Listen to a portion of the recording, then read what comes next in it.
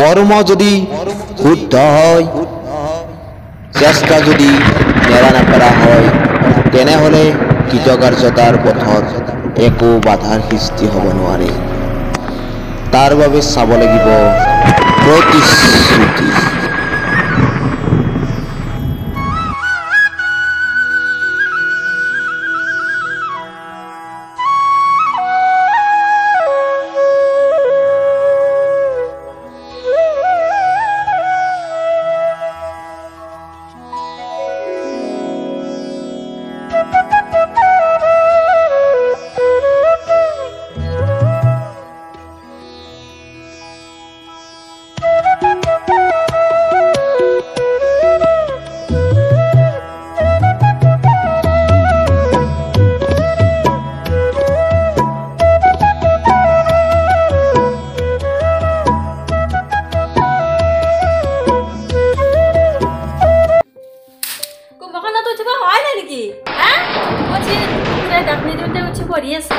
তোমার খবরে নাই আজি যদি পরীক্ষা বেয়া কথা না হয় তোমার পিছে বহাল করিম উঠা বলে কছ না কুম্বা না উঠা উঠা উঠিবা হয় নাই না 8টা বাজিলে স্কুলে যাব হ'ব এতিয়া পরীক্ষা আছে উঠি আহা মালিয়া মগাজি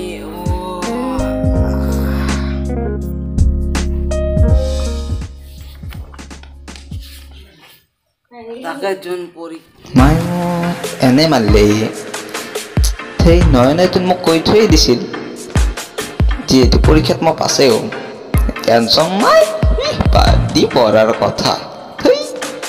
এনে পাতকেইটা চাই যাম আৰু এনে এবাৰ প্ৰশ্ন কৰিছে দে যি হৈ হ'ব।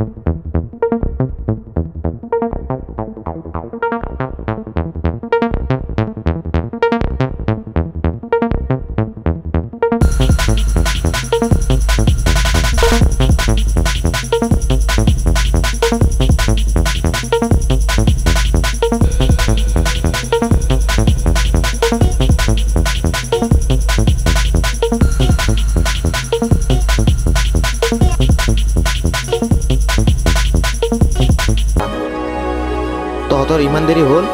কিয় ইমান দেৰি হ'ল? স্যাৰ মই বোকা তুলিছো যে সেইকাৰণে অলপ দেৰি হ'ল স্যাৰ। যোৱা যোৱা বহা। এই হামুক দে হামুক দে হামুক দে হামুক দে। এই মই লগে এই মই লগে।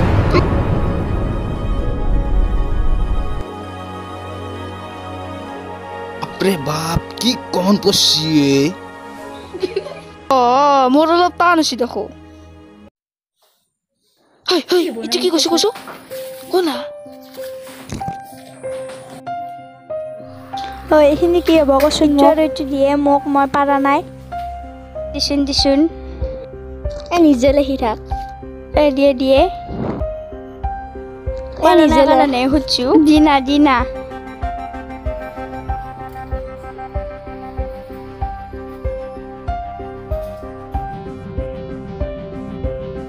পৰীক্ষাৰ পিছত পৰীক্ষা শেষ হ'বা দি তাৰ পিছত প্ৰিন্সিপালৰ ওচৰত নি আছো। খানত 20 নম্বৰ পালি হৈ ছাৰৰ পকেটত আছে যেন ছাৰ তাৰ জ্ঞান বি ছাৰৰ পকেটত আছে যেন পৰীক্ষা হোৱাৰ পিছত মোক প্ৰিন্সিপালৰ কাষত নিব বোলে। তো থাক আমি যাওঁ বাই বাই। হ'ব দি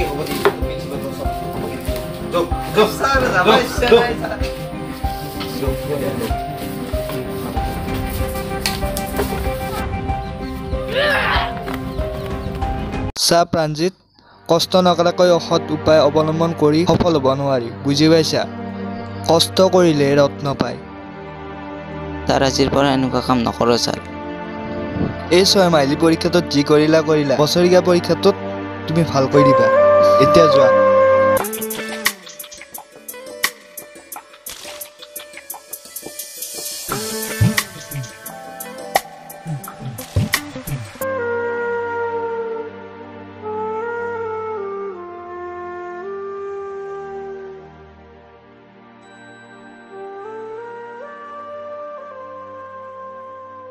কি হ'ল তোমাৰ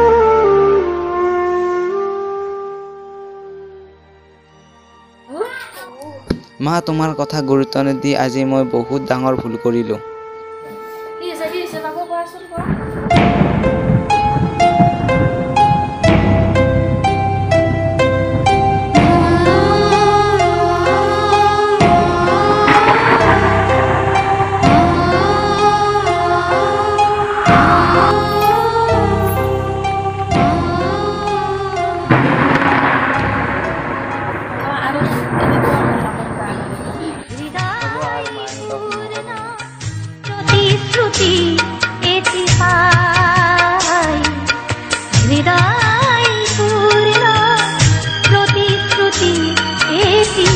ছয়মহীয়া পৰীক্ষাৰ পিছত সঁচাই প্ৰাণজিতৰ পৰিৱৰ্তন হ'ল সি আগতকৈ বহু ভালদৰে পঢ়িবলৈ ল'লে আৰু পিছত ভাল নম্বৰো পালে